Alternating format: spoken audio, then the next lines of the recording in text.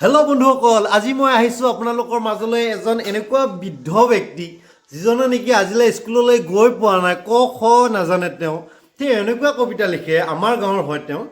তেওঁক আজি আপোনালোকৰ সন্মুখত লৈ আহিছোঁ। আহকচোন, আহক এইফালে চলি আহে। নমস্কাৰ। নমস্কাৰ। আপোনাৰ বহুত চৰ্চা শুনি আছোঁ কবিতাৰ বিষয়ে। কবিতা আপোনাৰ বহুত শুনিছোঁ, ভিডিঅ'টো পাওঁ আপোনাৰ কবিতা। আপুনি পৰিচয়টো দিয়কচোন। মোৰ নাম শ্ৰী টংকেশ্বৰ ডেকা। হয়, ইফালে কওক।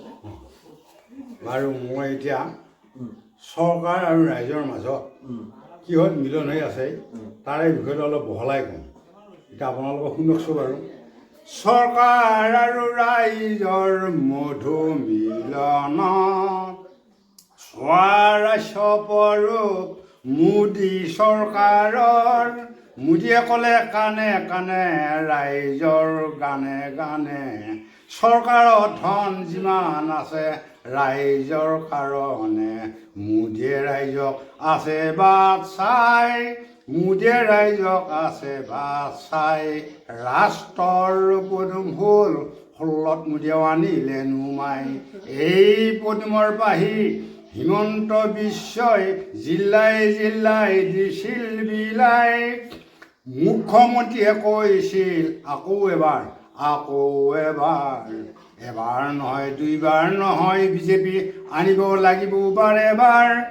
এই বিজেপি গুচি গ'লে ঘূৰাই নাপাবা ৰাইজ মোদী হিমন্ত চৰকাৰ। এই বিজেপি গুচি গ'লে ঘূৰাই নাপাবা ৰাইজ হিমন্ত মোদী চৰকাৰ। আকৌ এবাৰ ৰাইজে আনো মোদী চৰকাৰ। আকৌ এবাৰ ৰাইজে আনো মোদী চৰকাৰ। জয় হিন্দ, জয় ভাৰত মাতা, জয় আই অসম। বন্ধুসকল, এইটো একচুৱেলি ৰাজনীতিকৰ কবিতা। ৰাজনীতিকৰ তেওঁ মোদী চৰকাৰৰ প্ৰতি বেছি প্ৰভাৱিত কাৰণে তেওঁ এইটো কবিতা গাইছে। কিন্তু অন্য কবিতাও তেওঁৰ আছে, বহুতো কবিতা আছে। তেওঁ কবিতা এখন পুথি বনাই থৈছে।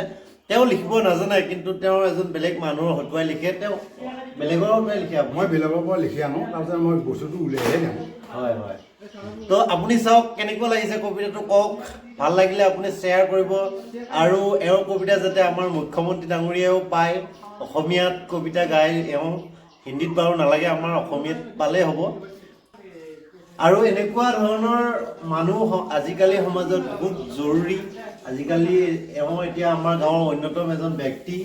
তো আপুনি এইটো কবিতা যে গালে, এই কবিতাটোৰ এটা সাৰাংশ আছিল বুলি কৈছিলে আপুনি। সাৰাংশটো কওকচোন। এতিয়া সাৰাংশটো মই কওঁ।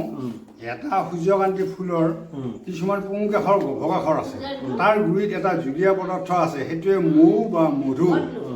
এই ফুলটোৱে মৌ ৰাণীক কৈছিল, ৰাণী মোৰ পৰা এই মধু বা মৌখিনি জোলখিনি আপোনালোকে উঠাই লৈ যাওক।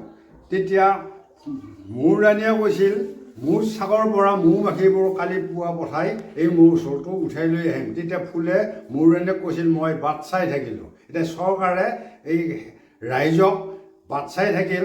এতিয়া কিহৰ কাৰণে বাট চাই আছে, এইটো কাৰণে মই বুজাই গৈছোঁ আপোনালোকক। আচ্ছা আচ্ছা।